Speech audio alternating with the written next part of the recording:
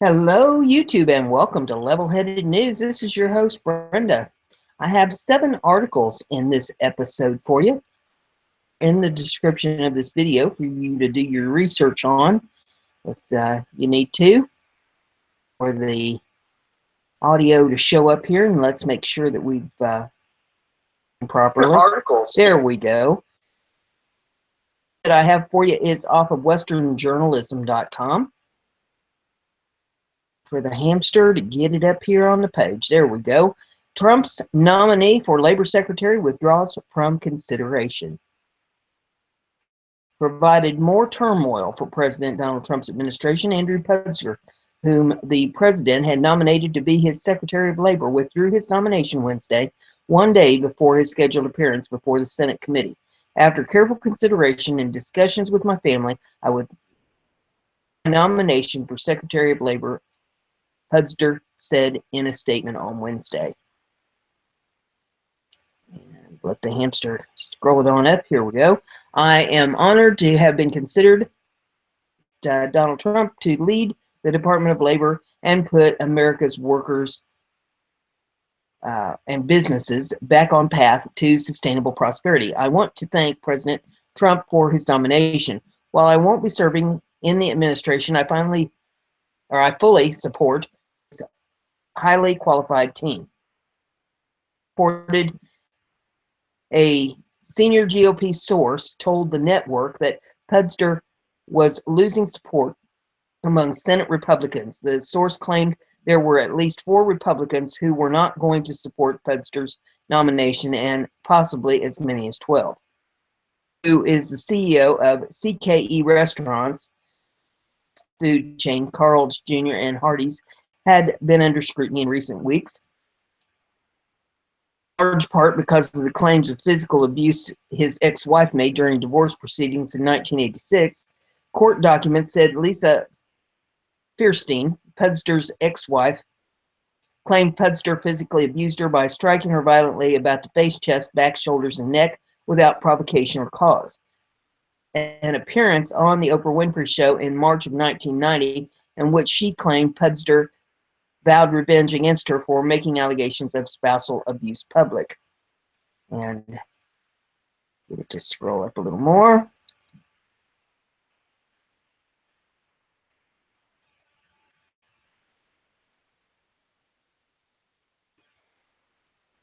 It's not wanting to scroll. I don't know what's going on with that. There we go. You will pay for this. Fierstein said on the show, where she appeared in a wig and sunglasses and used the name Anne to protect her identity. Eventually recanted her allegations in 1991. She also told Fox News, "I regret my decision to appear on the Oprah show. I was hesitant but encouraged by friends and became caught up in the notion of a free trip to Chicago and being a champion of women and women's issues." In addition to the controversy over Fierstein's allegation, groups were critical of TV ads for Carl's Jr. and Hardee's that frequently used scantily clad women to promote the restaurant's newest sandwich offerings. Meanwhile, supporters of a higher minimum wage were upset with Puzder's stance on keeping wages low for his workers. News that Puzder's family had hired an undocumented immigrant to be its housekeeper also cast negative light on his nomination. Independent of Vermont said he was happy with Puzder's decision. And he tweeted, "I am glad, given his relationship to his employees, he wasn't fit to lead a department responsible for defending workers. A labor secretary who makes millions while his workers are paid starvation wages." There had been questions surrounding Puzder's commitment to the Department of Labor.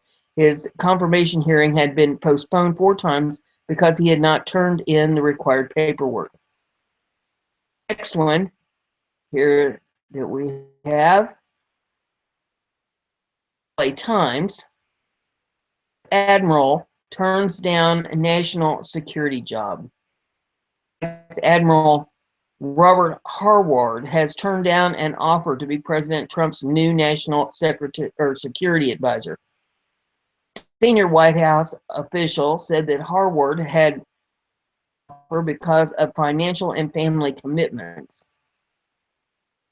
Spoke anonymously because Harward's decision had not been publicly announced. Harward would have replaced retired General Michael Flynn at Trump's request Monday after revelations that he misled Vice President Mike Pence about discussions he held with a Russian diplomat. Officials said this week that there were two other contenders, acting National Secretary Advisor Keith Kellogg and retired General David H.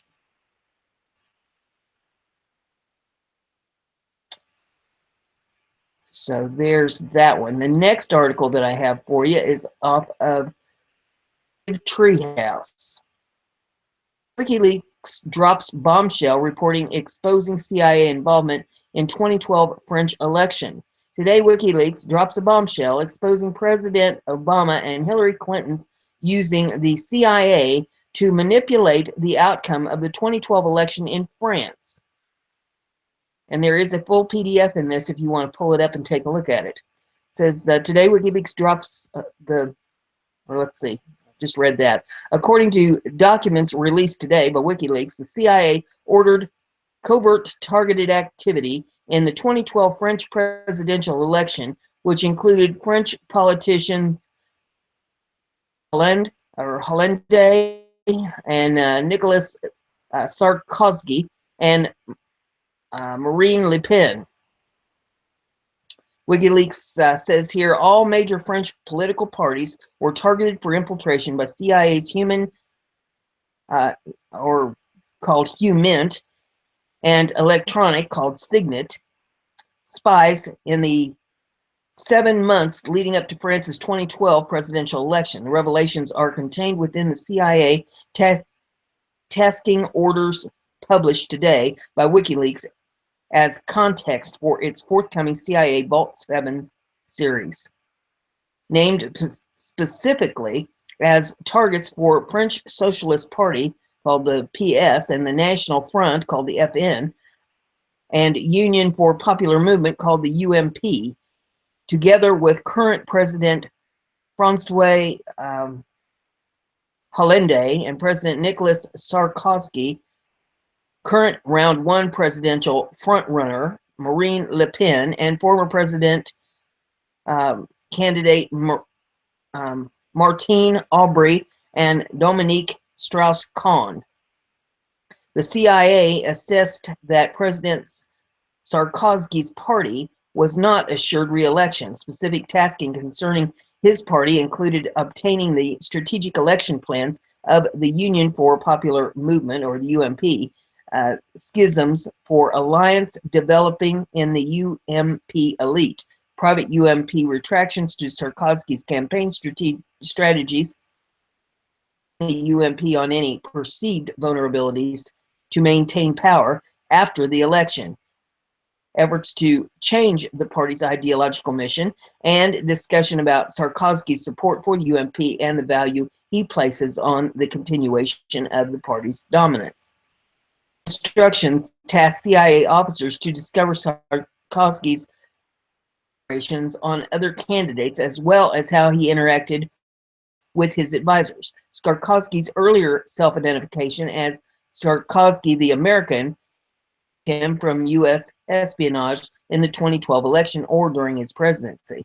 The espionage order political parties and candidates' strategic election plans, which targeted Francois and Marine Le Pen and other opposition figures, requires obtaining opposition party strategies for the election, information on internal party dynamics and rising leaders, and implement political decisions, support from local government officials, government elites or business elites, views of the United States, efforts to reach out to other countries, including Germany, UK, Libya, Israel, Palestine, Côte d'Ivoire, as well as information about party and candidate funding. Two CIA opposition espionage tasks. What policies do they promote to help boost France's economic growth prospects, and what are their opinions on the German model of export-led growth? economic espionage order from the same year. That order requires obtaining a prospective French export contract or at $200 million or more. The opposition espionage order weighed on obtaining the candidates' attitudes to the EU's economic crisis, centering around their position on Greek debt crisis, the role of France and Germany in the management of the Greek debt crisis, the vulnerability of French government and French banks to a Greek default, and proposals and recommendations to deal with the Eurozone crisis. The CIA espionage orders are classified and restricted to U.S. eyes only due to friends on the friends sensitivities. The orders state that the collected information is to support the activities of the CIA, the Defense Intelligence Agency, EU section, and the U.S. State Department's Intelligence and Research Branch. The CIA operation ran for 10 months from the 21st of November 2011 to the 29th of September, crossing the April-May 2012 French presidential election and several months into the formation of the new government. And there's a link that you can click on to see that, and then it has the CIA intelligence release from WikiLeaks in this if you want to view that. What does this mean? To answer that question, you must also remember that the research and evaluation rules to understand this activity within any intelligence action, any observer must do two things. Number one, if you try to get into the weeds, you will be lost because your insight will be lacking specificity briefs. And number two, you must always reflect upon the recent historic context of the engagement you are observing, including, most importantly, the engagement of the parties therein. CTH is in unique position to highlight what could be happening because we have tracked the larger globalist movement through the key state and agency apparatus where their activity is mostly transparent, obviously, specifically France.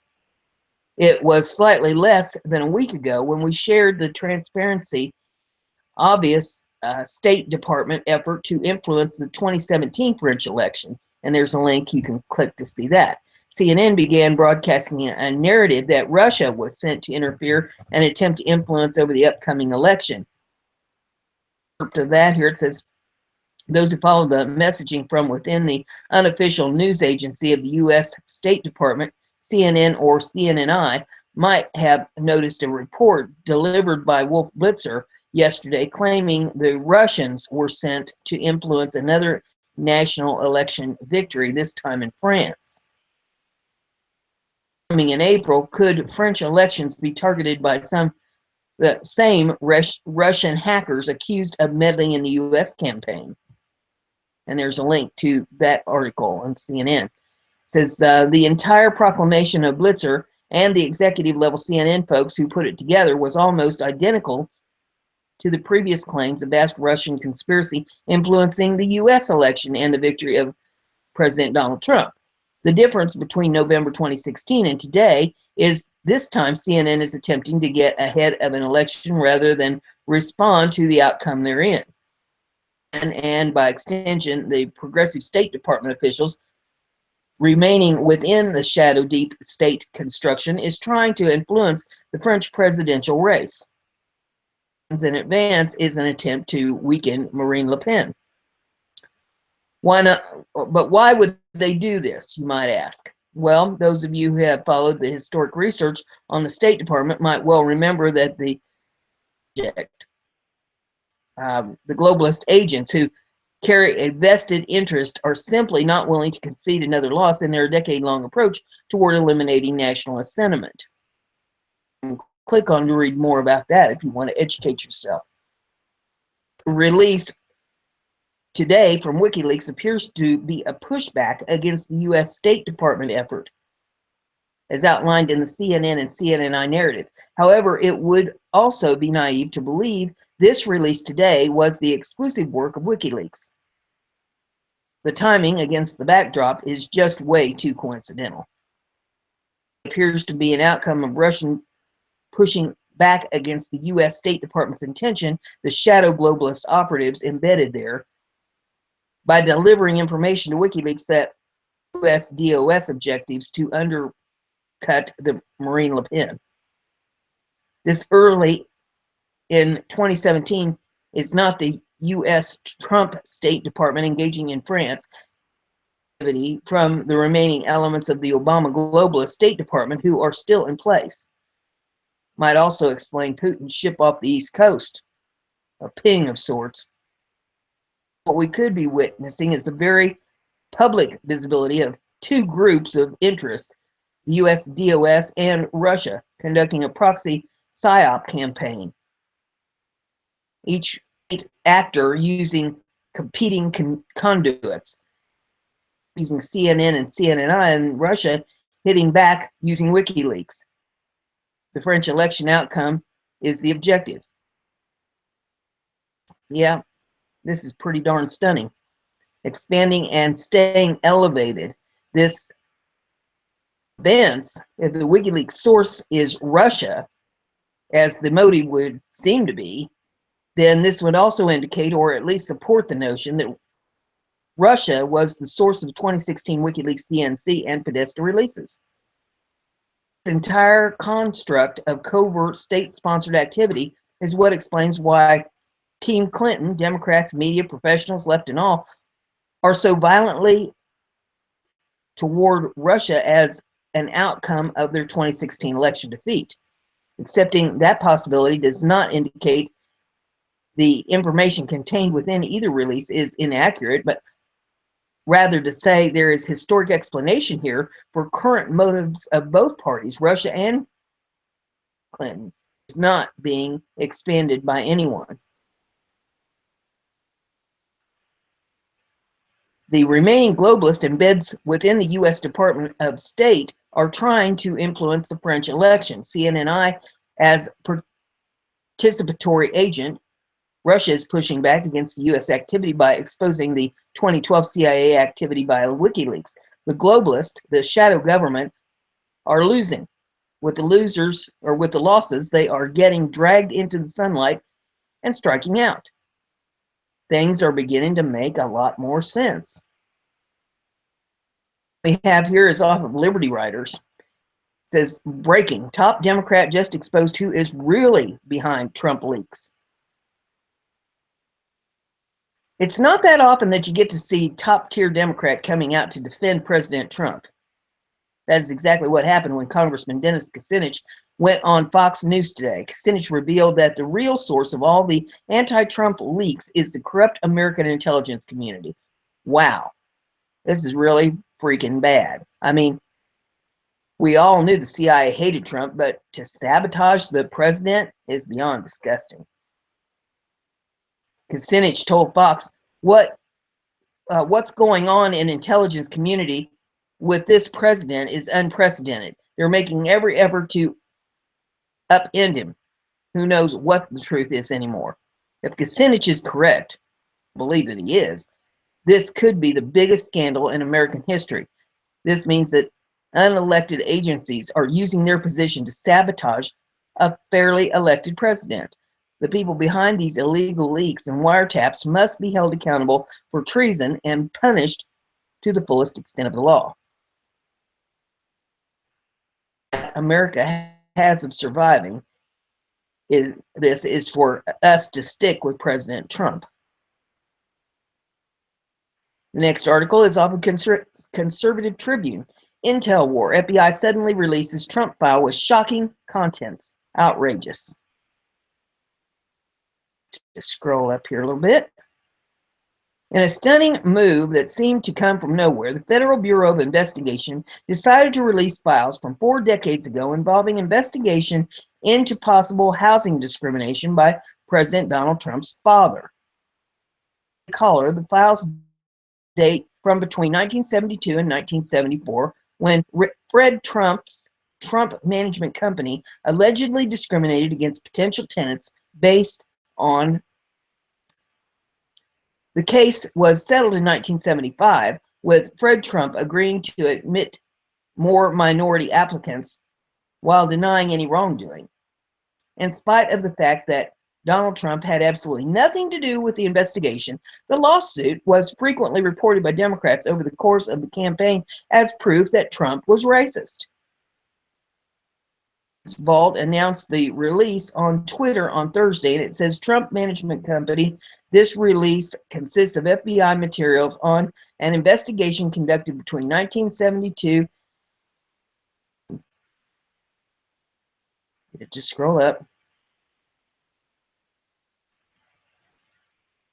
Well, when it scrolls way too much.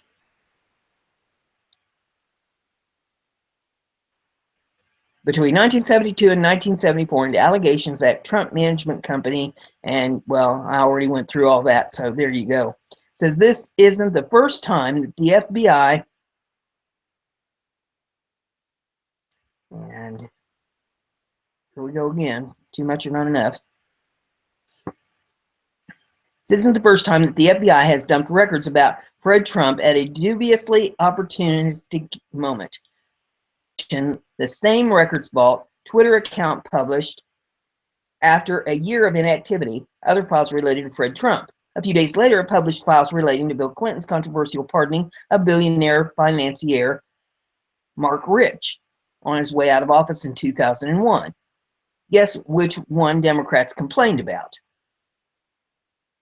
Brian Fallon tweeted, absent of Freedom of Information Act litigation deadline, this is odd, will FBI be posting docs on Trump's housing discrimination in the 70s?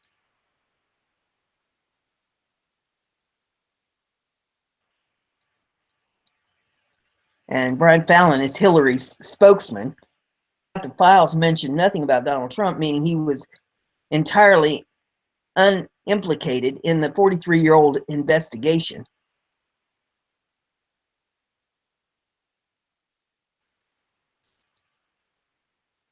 It says, yet check out the headlines from this.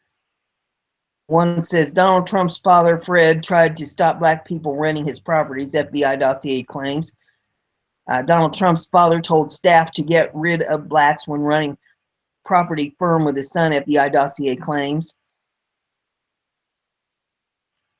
Fred Trump told me not to rent to blacks. Horror stories from the FBI's 1970s investigation into racism at Trump apartments. That's right. It's off of Spin, a music publication more accustomed to publishing Chuck Klosterman's overambition screeds about cocaine and advancement theory, is clutching its pearls over FBI document dump involving Donald Trump's dad, who died almost 20 years ago. At least Spin didn't put Donald Trump's name first in the headlines like the other two sources did, even though the president had absolutely no connection to the allegations made in the investigation. Sadly, this is hardly a surprise. CNN reports that Republicans have called for an investigation into government leaks specifically designed to make the president look bad. This is mostly over investigation of former National Security Advisor Michael Flynn, which saw calls leaked to the press, possibly by insiders connecting to the former administration. The timing of this is beyond suspicious. If it is as Obama partisans seem bent on doing as much damage to President Trump, or Trump is able to shut off the leaky faucet. And how did they do it? After his dead dad. Nice work.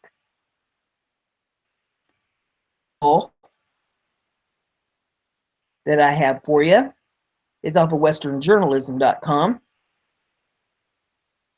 It says 6 staffers escorted out of White House after failing background checks.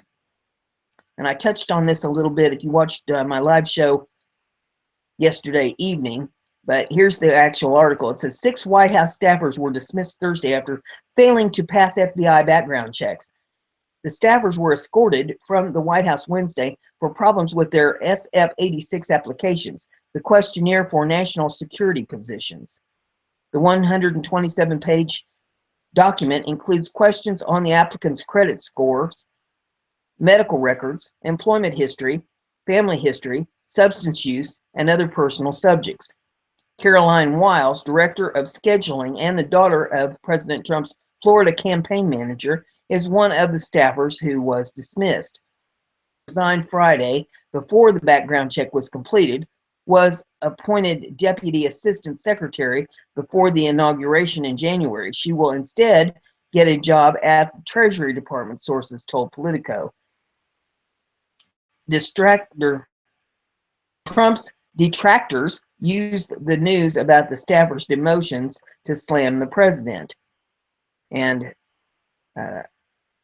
says, LMAO, the White House staff can't even pass an FBI background check, but thinks it should be responsible for vetting immigrants. It says staffers don't have to pass background check before they start working at the White House. This is nuts, which is during my show last night. It says, how could someone even get a job as a White House staffer without passing a background check? House has yet to commit on the dismissals or comment on the dismissals. The website clearancejobs.com says the SF-86 background investigation is for anyone applying for security clearance and high-risk public positions. The Office of Personnel Management is in charge of investigating the information provided by the applicant. Reince Priebus, White House Chief of Staff, argued before Trump was sworn in that there was no reason checks on then President-elect's cabinet appointees. Priebus was asked on Fox News by Chris Wallace if Trump administration would consider delaying the confirmation hearings until the background checks. No, Priebus replied, they have to get moving. I mean, they have to move faster, and they have all the information that have been highly successful in their lives. They need to move quicker.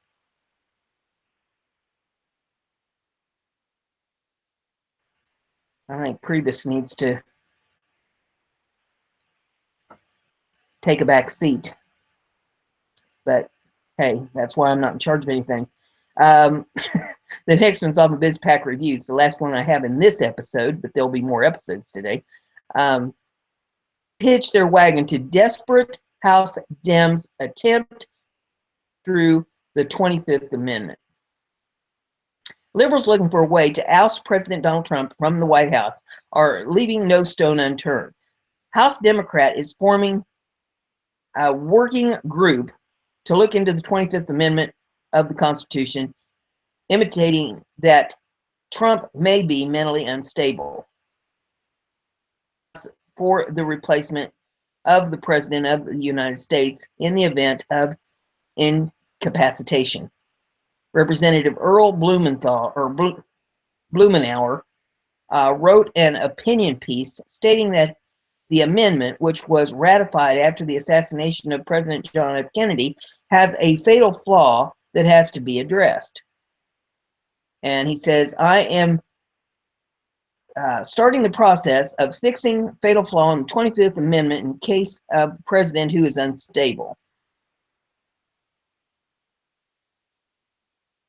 It says the fatal flaw of the 25th Amendment, and this is an opinion by Earl Blumenauer, last Friday marked the 50th anniversary of the ratification of the 25th Amendment of the Constitution.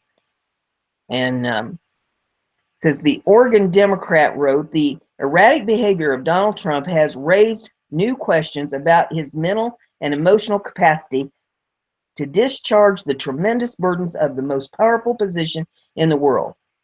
It is the president who has the ability to launch nuclear weapons, unleashing untold devastation on the world. Presidents can create diplomatic chaos or move markets with most carefully crafted declarations, let alone late-night tweets with the spellings of the fifth grader and decidedly unpresidential tone.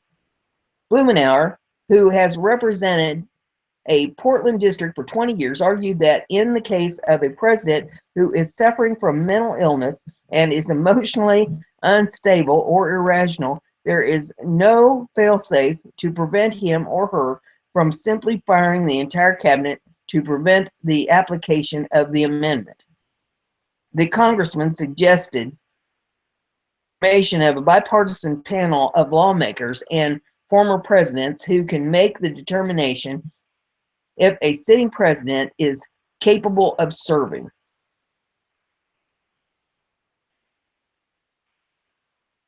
And one tweet here says Oregon Representative Earl Blumenauer proposes empowering the ex-presidents to save us from this mess.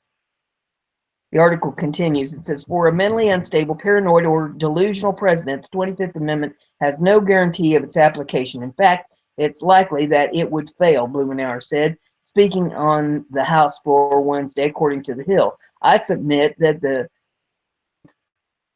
to a president who is emotionally unstable would be to impanel our previous presidents and vice presidents to make that determination, he said. Although he did not say openly that Trump has a mental disorder, Blumenauer discussed the need for procedures to protect against any leader who does. We've made real progress with mental illness, Blumenauer said. We're making real strides in terms of treatment and acceptance, but all this requires access to help.